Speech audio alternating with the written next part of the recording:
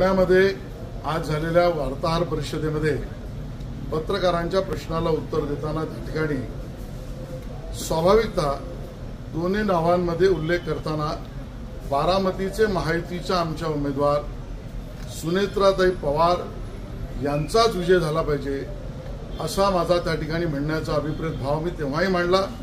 पुन्हा एकदा त्या ठिकाणी स्पष्ट करतोय की बारामतीचे आमचे उमेदवार सुनेत्राताई पवार यांचा विजय निश्चित होईल आणि सुप्रियाताई सुळे यांचा पराभव निश्चित होईल।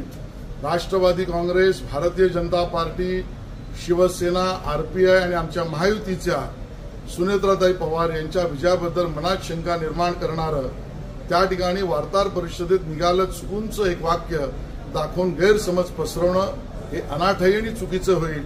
वार्ताहर परिषदेतही मी ते स्पष्ट केलंय।